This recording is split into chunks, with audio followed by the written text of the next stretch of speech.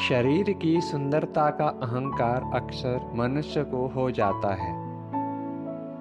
रूपनंदा भगवान बुद्ध की छोटी बहन थी।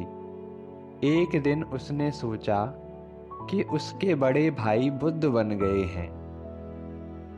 दुनिया भर के लोग उनसे धर्म सीखकर मुक्त अवस्था को प्राप्त हो रहे हैं। फिर मैं भी क्यों न प्रवज्जित होकर शुद्ध धर्म को सीखूं। अतः वह भी बुद्ध की शरण चली गई, लेकिन उसे बुद्ध द्वारा सिखाई गई 3 रत्नों की शरण में कोई श्रद्धा नहीं थी। रूपनंदा बहुत सुंदर थी और बुद्ध सदैव रूप को अनित्य कहा करते थे।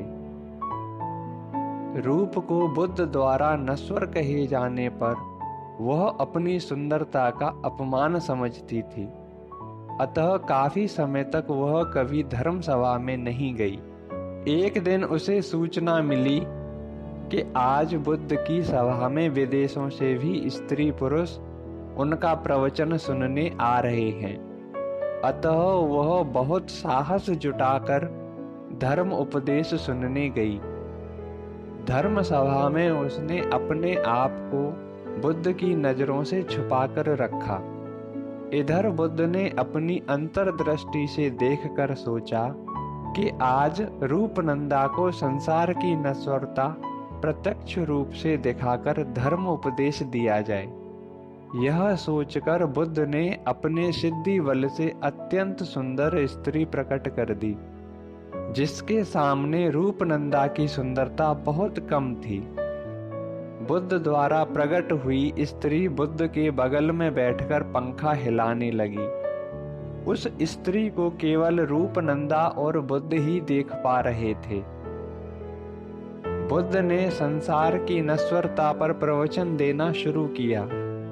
बुद्ध ने बताया, संसार की हर सुंदर वस्तु और हर वह वस्तु जो सुंदर नहीं है, पल पल अपनी वर्तमान स्थिति को खोती जा रही है, अर्थात अनित्य है। बुद्ध की सिद्धि बल के प्रभाव से रूपनंदा ने देखा कि वह स्त्री जो अत्यंत सुंदर थी, उसकी बड़ी तेजी से उम्र ढलती जा रही है और वह बूढ़ी होकर जमीन पर गिर गई है और थोड़ी ही देर में वह मर गई। मरने के बाद उसके शरीर का एक एक कण हवा में उड़कर खत्म होने लगा और अंत में उसका अस्तित्व ही खत्म हो गया। इस दृश्य को देखकर रूपनंदा का सारा घमंड टूट गया और उसके अंदर पूर्ण वैराग्य जाग उठा।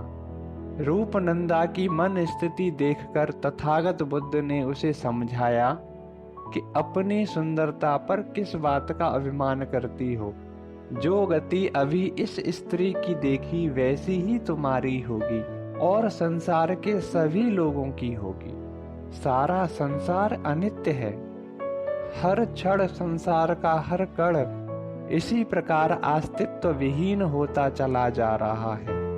तब भगवान बुद्ध ने एक गाथा कही, अट्ठीनम नगरम कतम मंसलोहित लेपनम यत्थ जरा च मंचू च मानो मक्खो च ओहितो।